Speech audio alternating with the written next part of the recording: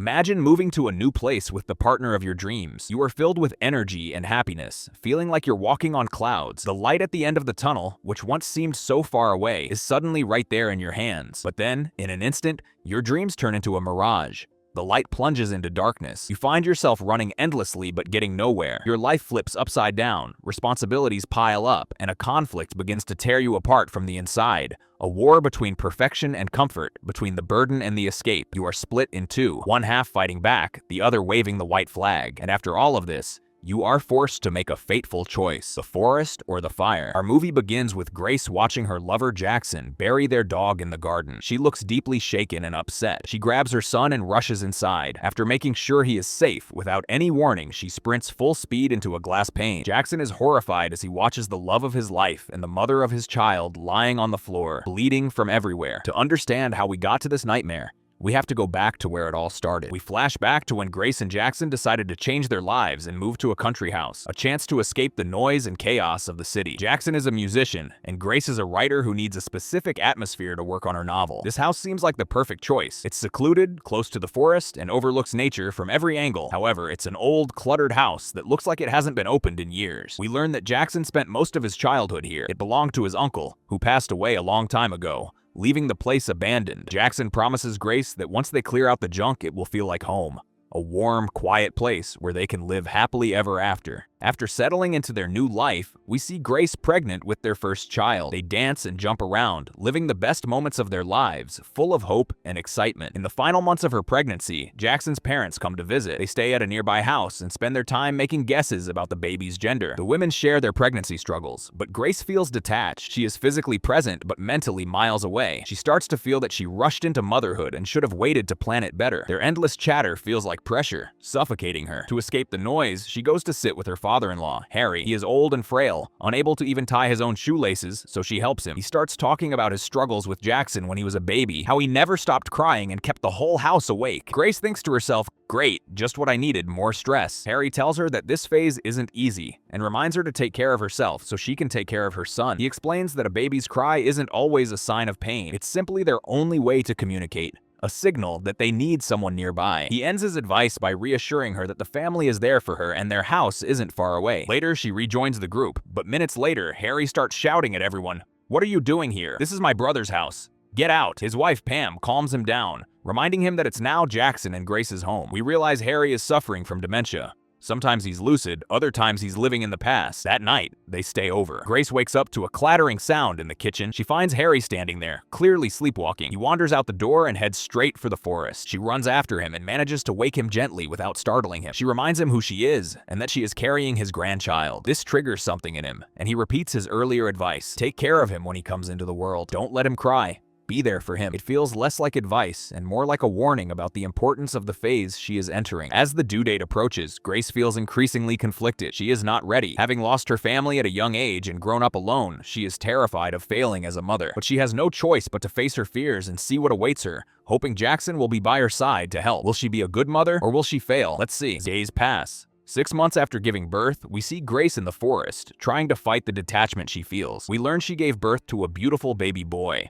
She fights the urge to pull away and goes to him, trying to care for him. At the same time, she tries to connect with her husband, but she feels him drifting away. Their relationship isn't the same. She realizes he is also overwhelmed by the new responsibilities. Later, Jackson sits with her and mentions that his mother wanted to visit. Grace immediately feels defensive, thinking he sees her as inadequate and in need of help. But Jackson quickly corrects himself, assuring her that he told his mom they are raising their son on their own and don't need anything. Grace simply replies that she doesn't mind if his mother visits. Her feelings toward her mother-in-law are complicated. Sometimes she feels pressure by her. Other times she craves her presence, especially since she has no family of her own left. Grace begins to suffer from insomnia, waking up in the middle of the night to her son's screams. Like any mother, she rushes to him, trying desperately to adapt to her new reality. Another day, she goes to the supermarket. The cashier is friendly, asking if she needs help and commenting on her purchases. When Grace doesn't respond, the cashier tries to play with the baby, asking, "What's this cutie's name?" Grace snaps, "We haven't chosen a name yet." As the girl tries to continue the conversation, Grace cuts her off aggressively. What is the point of all this chatter? Did I come here to buy groceries or to make friends? Just take the money and let me leave. It's clear that motherhood is taking a toll on her. The rural isolation, combined with being alone all day while Jackson works in the city, is pushing her to the edge. Late that night, Jackson comes home and finds her awake. He asks, "Why are you still up?" She tells him she couldn't sleep and felt bored. He replies sarcastically, "So you felt bored and decided to wake up my son at this hour to entertain you?" He doesn't give her a chance to respond. Instead, he shows her a surprise. He bought a dog to keep them company. Grace isn't happy. She's furious. Instead of fixing the distance growing between them, he brings home another responsibility. It feels like he is intentionally adding to her burden. He is rarely there to help, yet he leaves her alone to deal with this new chaos. We see Grace's new life. Baby toys scattered on the floor, dishes piling up in the sink. She is struggling to care for their son, and now she has to deal with a dog that barks all day, giving her a headache she definitely didn't need. This time, Jackson's absence stretches longer than usual.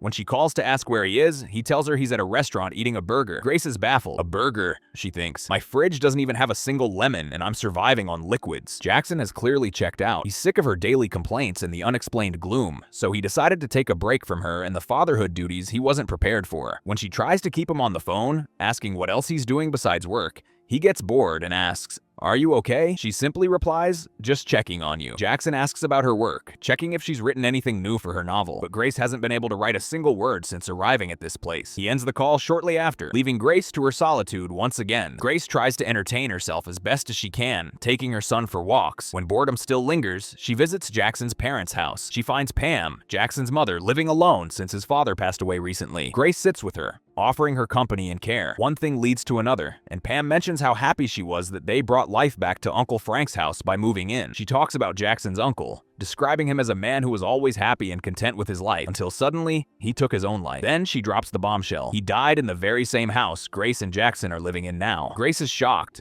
She knew he had ended his life, but no one ever told her it happened in the country house. If she had known, she never would have agreed to live there. The house she saw as a fresh start is now tainted. Her last thought before entering was of a new beginning, but now she knows the last memory created there was one of death. How is she supposed to build happy memories knowing its dark past? Pam continues talking casually as if she's telling a bedtime story. She tells Grace not to be surprised as their family has seen a lot of this. Noticing Grace's distress, Pam shifts the conversation to motherhood. She points out that they were all like Grace at first, losing their minds after the first year of having a baby. She assures her that suffering after birth is natural, that motherhood doesn't come with a manual, and no one can teach you how to handle it. She emphasizes that time is a great teacher. All Grace needs to do is let things take their course, and she will learn everything on her own, getting used to it bit by bit. Grace tries to comfort herself with these words. She thanks Pam and leaves, feeling even more drained and dimmed than before after learning the grim truth about her home. As usual, insomnia wakes Grace late at night. She hears loud laughter coming from the forest. Without hesitation, she grabs a sharp tool and heads out to investigate. It turns out the sound is coming from Pam, who also has a habit of sleepwalking. As Grace tries to approach the source of the sound, her path is blocked by their neighbor, Carl. When she raises the weapon in his face, he simply gives her a strange, creepy look and walks away. But Grace understands the look. It's an advance, and she refuses to betray her husband. We return to the headache of the next day. Grace fighting with the dog. She talks to him as if he understands, eating her own food while ignoring his existence completely. "Let the guy who buys himself burgers come and feed you," she snaps. We don't know if the dog understands or is just hungry, but he pulls the tablecloth, sending all the food crashing to the floor. Jackson wakes up to the noise, having finally returned home. He mutters to himself, "I was so much more comfortable in the city," before deciding to deal with the chaos. He asks Grace, "Are we just going to leave the food on the floor? Aren't you going to clean it up?" She replies coldly, "The one who brought the dog can clean up his mess." Grace is full of resentment. He left her in the middle of the woods without caring if she ate or drank, dumped all the responsibilities on her, including his dog, and ran away. Now he has the audacity to come back and criticize her. She decides to get back at him, provoking him further. "Oh, and by the way, your dog peed on the floor too. Watch your step." Jackson is disgusted by the life he's living. They explode into an argument. He yells at her for not being able to take care of a dog or teach it where to pee. She fires back, "If you're so great at it, why don't you stay home and serve him? Instead of disappearing for 2 or 3 days, ignoring your wife and son, you stand here lecturing me on how to care for your precious dog." He points out that they have a baby. How can the child live in this filth? He claims he only cares about his son's health. She retorts that he is the one who put them in this filth while he goes off to work in the city. He defends himself, saying he works hard, and when he comes home, he has to do her job too, cleaning and tidying. Grace doesn't hold back. "You moved us into the house where your uncle killed himself, and it didn't even occur to you to tell me." He ignores the accusation and tries to annoy her more. "By the way, how's your novel coming along?" She replies sarcastically, "Oh, it's beautiful." The heroine is about to kill her husband. He hints that if she spent her time writing instead of being miserable, she would have finished it by now, then walks away. He gets in his car but calms down and reconsiders. He practically forces her to come with him for a drive so they can figure out a solution. Jackson tries to find a way to fix their relationship and co-parent, realizing their life has become nothing but misery and shouting. He points out that she doesn't seem well and needs help, assuring her that he will always be there and will help her until the end. Grace doesn't believe his promises. She chooses not to say a single word, asking him to turn off the car music. He reminds her she always loved hearing him play the guitar, but she tells him she can no longer stand listening to any sound around her. He looks at her in surprise. She wasn't like this before. On the road, they have an accident and accidentally hit a wild horse. Instead of being shocked or worried, Jackson sees Grace standing in front of the injured animal, laughing. He realizes her reaction is abnormal, sensing there is something deeply wrong that he doesn't understand. Afterwards, she runs back to the house to check on their son, whom they left alone. She reassures the baby that she will never leave him alone again. Late that night, Grace is woken by the dog barking. Furious and unable to tolerate it anymore, she sneaks over to Pam's house and steals her late husband's shotgun while Pam is asleep. She returns home, wakes Jackson with the gun in her hand and tells him, "Get up, take this gun and finish off the dog." He thinks she has completely lost her mind. "Where did you get that gun?" he asks. She replies, "No need for questions now. Your dog is sick and has been barking all night. My son's screaming is enough for me." He tells her to go to sleep and promises to take the dog to the vet in the morning. When she persists, he makes it clear he won't kill his dog and tells her to stop being crazy and go to bed. She decides to handle the mission herself. She takes the dog to the forest and kills it. She feels relieved to finally be rid of the barking that disturbed her peace. A moment later, she sees their neighbor, Carl, approaching. At that exact moment, Jackson arrives, drawn by the sound of the gunshot. He stands in the distance and watches her cheat on him with Carl. We arrive at the same scene that started our movie. The next morning, we see Jackson digging a grave for his dog. Grace watches him from afar, living in a state of dissociation. Her original personality seems to take control again, and she feels immense guilt for what she did. She runs and throws herself through the glass pane as if trying to escape her own mind and conscience. Jackson rushes her to the hospital. Miraculously, she only has minor cuts. When she sees him, she apologizes, not for killing his dog or for cheating, but because she can't explain that it wasn't really her. It's as if she is living with two personalities and he is innocent in all of this. Jackson feels like the woman he knew and loved is back, and he wishes she could stay this way and return to her old self. Back at the house, his mother sits with Grace. She advises her to occupy herself, maybe learn yoga, go for a run, or try writing again. She asks, "Why don't you write anymore?" Grace explains that she can't. It's as if she lost her talent and her mind is blank. Pam tries to pull her out of her slump, offering to watch the baby so Grace can go out and change her scenery. It's clear Grace is suffering from depression and dissociation, and she isn't the Grace Pam knew. Pam pities the young woman wasting away day by day. As soon as Jackson arrives, Grace takes her son for a walk in the forest, trying to breathe after Pam's words affected her. There, she sees the wild horse they accidentally injured with the car. She approaches it as if apologizing. Grace is in a conflict between good and evil, torn in half. Later that night, Grace returns home and overhears Pam talking to Jackson about her. Pam mentions that Grace disappeared with the baby for hours without telling anyone. Jackson tries to defend her, saying she just needed some space, but Pam insists that Grace isn't well and needs to be admitted to a psychiatric facility. Jackson refuses. Grace hears every word, reinforcing her feeling that she has become a burden to her husband and his family. 9 seconds. The next day, Grace sees Carl with his wife and their disabled daughter. She decides to reveal herself to him, pretending her car broke down and asking for help. Carl understands exactly what she's doing. He gives her a look that says, "Get away from here and don't ruin my life." Grace gets the message loud and clear. She leaves, realizing that Carl was never anything more than an escape from her reality. She turns her focus back to her life with Jackson, asking him when the last time was that he touched her or was intimate with her. She accuses him of making her his last priority and says he never has time for her. He promises to fix things soon, but Grace is impatient, pressing him on exactly when he plans to do that. When they arrive at his mother's house, she tries to force herself on him. When he pushes her away, she starts a fight. Jackson finally realizes she has lost her grip on reality. He admits to himself that his mother was right. He needs to get her help immediately. We see Grace locking herself in the bathroom, spiraling into a nervous breakdown. She claws at the walls, throws things, and smashes everything around her, fighting an internal war no one else can see. When Jackson finally gets her to open the door, he finds blood on her hands from where she hurt herself. A few days later, he takes her and the baby to a friend's party, hoping to normalize things. When people ask about her bandaged hands, she lies, claiming she burned herself while baking the pastries she brought. Grace feels like an alien among these people. She doesn't belong, but she tries to fit in for Jackson's sake. The hostess, Alice, tries to make small talk. She mentions she has 2 kids and hopes Grace will man up and have another one soon. Grace wants to scream, "I'm barely surviving with one. Are you crazy?" Alice continues gushing about how cute babies are at this age and wishes they could stay like this forever. Grace bluntly corrects her, saying this phase isn't easy for a mother and that behind the scenes, things aren't cute at all. Alice tries to relate, admitting she also suffered from postpartum depression but insisting it's just a phase that passes. She changes the subject, asking Grace about her writing job. Grace admits she doesn't do that anymore. In fact, she doesn't do anything. Alice cheerfully assures her everything will get better with time. Grace is triggered by this toxic positivity. To her, the depression isn't getting better. It feels permanent. Fed up, she walks away from Alice, goes straight to the pool, and jumps in, fully clothed, right in front of all the children. Jackson is mortified, practically hyperventilating from the embarrassment. On the drive home, Grace complains, "No one ate any of the pastries I made." Jackson points out there was a ton of food and people just didn't notice. She calls it rude. He snaps, "You want to know what's rude? Jumping into a pool in your underwear in front of children and humiliating me and yourself in front of strangers." As usual, Grace doesn't respond. She doesn't seem to grasp the gravity of her actions, as if her mind checked out. Suddenly, she opens the car door and tries to jump out while the car is moving. Jackson is terrified, realizing she has reached a dangerous stage where she might hurt herself or others. Next day, she takes her bike and rides to Carl's house, cheating on Jackson again, or rather escaping Jackson again. Whenever she feels her marriage becoming a prison, she chooses freedom.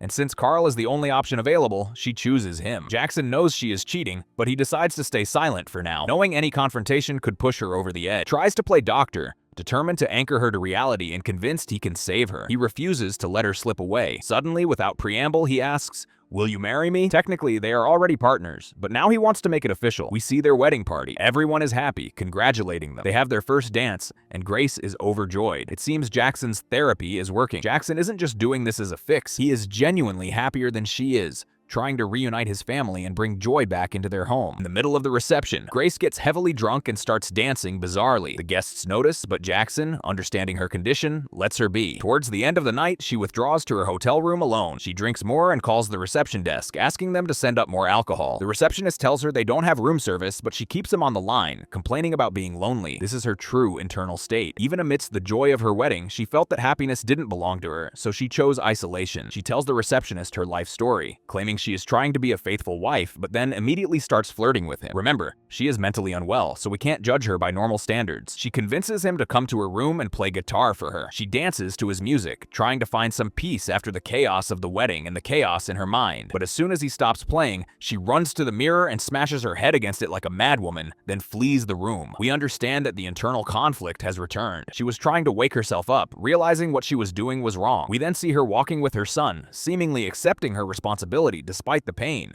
choosing her reality with her husband and child. Grace stands on the road in her wedding dress, clutching her son and crying. Jackson finds her. He is confused. Why did she leave the party? Why is her head bleeding? Why is she standing in the middle of the road with the baby? He finds no answers. He realizes he can't ask her anything in this state. In this moment, Jackson makes a decision. We see him defeated for the first time. He admits he has failed to save her. The problem is bigger than him. He needs a professional. He drives her to a psychiatric hospital. Grace is submissive, accepting the treatment. As usual, the psychiatrist starts by asking about her childhood. She tells him she had a good relationship with her parents until she was 10, when she got lost. A nice woman found her and took care of her. But when her parents found her, her father was furious. In that moment, she felt they weren't her real family. The doctor asks where they are now. She says they died in a car accident years ago, and she lived alone until she met Jackson and his family, whom she adopted as her own. The doctor analyzes her. She has an abandonment issue. Her 10-year-old brain perceived her getting lost as her family abandoning her. This created deep insecurity, making her unable to fully attach to anyone because she believes they will eventually leave her,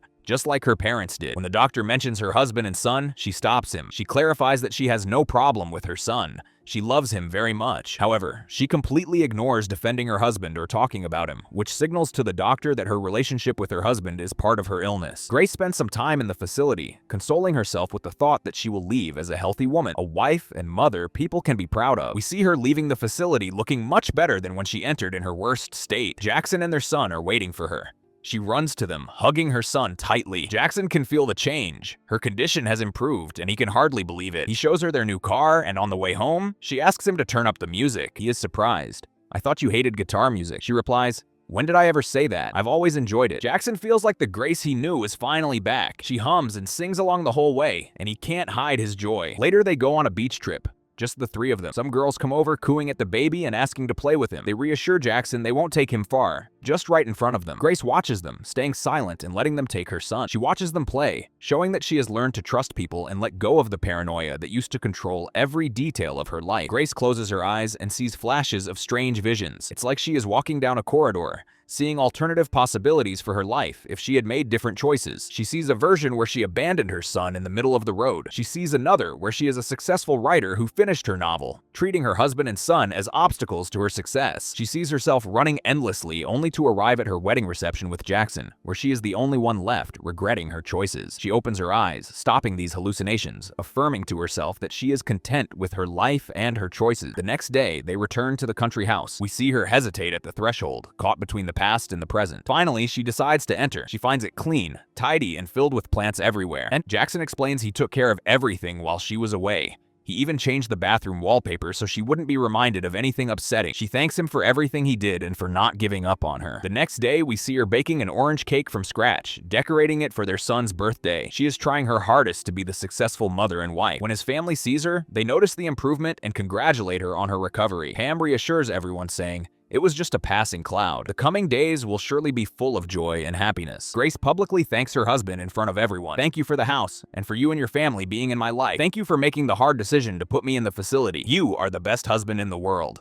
Then she leaves the gathering and runs into the forest, as if she finally feels free. When Jackson calls after her, Pam tells him to give her some space. He follows his mother's advice. Later, he goes to bring her back home. On the way, he notices she is staring blankly. He tries to get her attention. "Are you with me?" She replies cryptically, "I'm right next to you, but you can't see me." He doesn't understand what she means. He tells her he loves her, and she assures him she has never loved anyone else. They sing together for the rest of the drive. Jackson tries one last attempt to hold on to her, sensing she might be slipping away again. He stops the car to talk, but she looks at him as if memorizing his face. She says gently, "That's enough. You've done so much for me. Can you stop trying now?" She feels her existence is hurting him. She leaves him and runs into the forest. She takes her novel notebook and sets it on fire. Jackson doesn't realize this is the end. He sits waiting for her to come back, giving her space. Grace takes off all her clothes. The fire has spread through the forest. We see her walking directly toward the flames. When Jackson notices the fire, he runs in to save her. But it is too late. We understand now that she never fully recovered. All this time, she was trying to appear normal, but the mental illness was stronger than her. She couldn't overcome it, so she chose to surrender to it. This time, she wasn't running to the forest to escape. She was running to surrender. She stripped off the clothes of the world and motherhood after realizing she was too weak to fight. We see a visual sequence of her stepping backward, moving away from her house, which to her was a prison,